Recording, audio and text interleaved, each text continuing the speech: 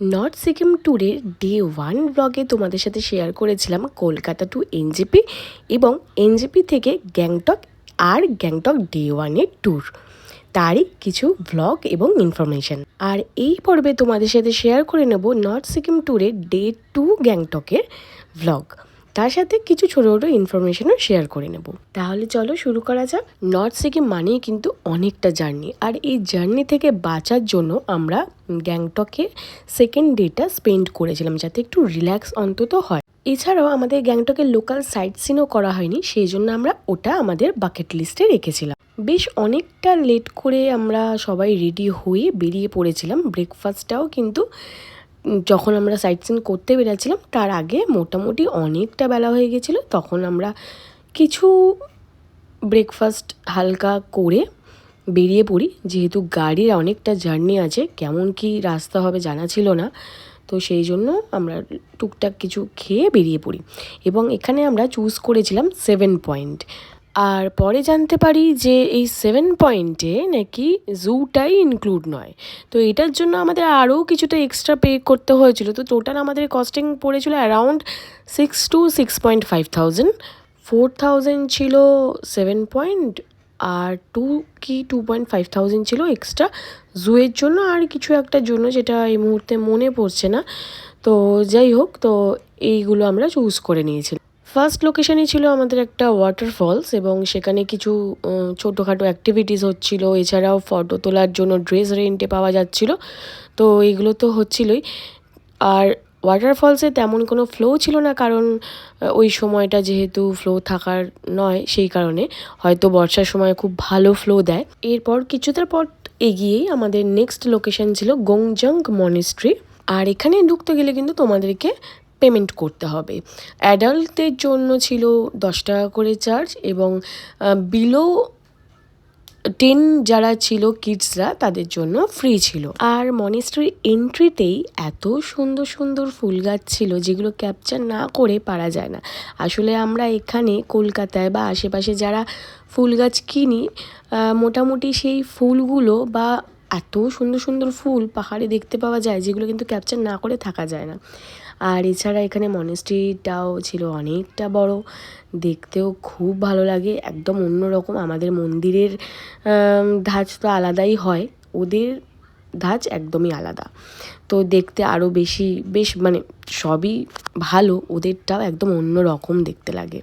আর বাইরে থেকেই দর্শন করে নিয়েছিলাম ঠাকুরকে, দিয়ে আমরা আবারও কিছুটা টাইম স্পেন্ড করে বেরিয়ে পড়ি আমাদের নেক্সট লোকেশানের জন্য। নেক্সট লোকেশানের আগে বা পরে আমাদের আরও একটা দুটো ওয়াটারফলস ছিল, যেগুলো কিনা আমরা স্কিপ করি, যেহেতু এখন ফ্লোটা সত্যিই নেই, এবং সেই কারণে ওগুলো স্কিপ করে আমাদের বেরাতেও দেরি হয়েছিল। সেই জন্য আমরা মেন কিছু স্পটে ভিজিট করি। তার মধ্যে ছিল অন্যতম এইটা প্লান্ট কনজারভেটরি।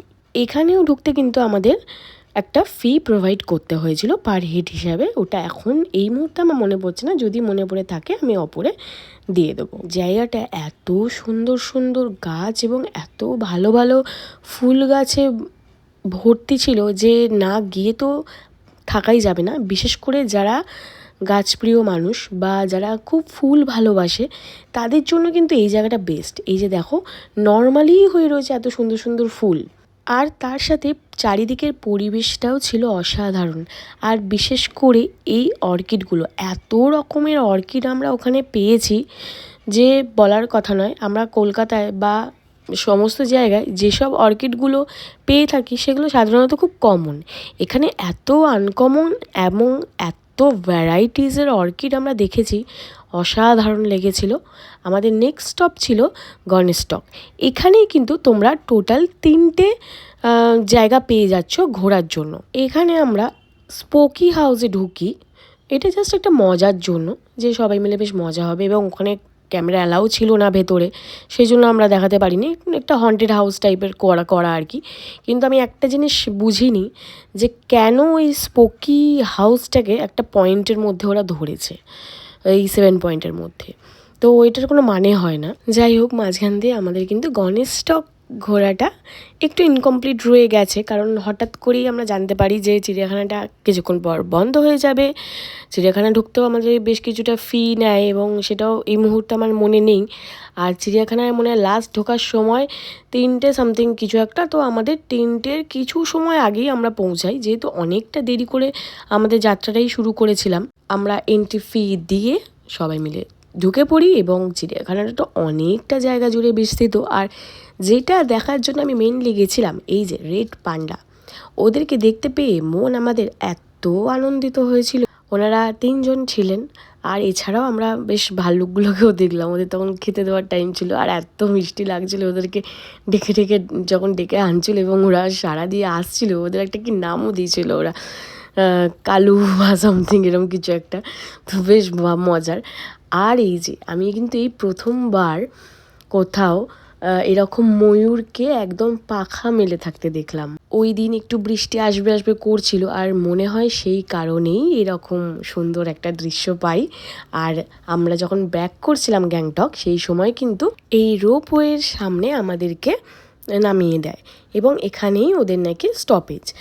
আর রোপওয়ের সামনে নামিয়ে দেয়, আর এখান থেকে যদি কেউ চাও তো রোপওয়ে দিয়ে গ্যাংটক শহরটাকে দেখতে পারো, অথবা যাদের মনে হবে হোটেলে ফিরবো তারা হোটেলে ফিরে যেতে পারো ম্যাল রোড দিয়ে। তবে আমরা ভেবেছিলাম যে নাথুলা পাসের মতো হয়তো সুন্দর একটা ব্যবস্থাপনা থাকবে, নিজেদের মতো করে যে কজন আছি তারা হয়তো নিজেদের মতো করে আর কি এক একটা রোপওয়েতে যাব।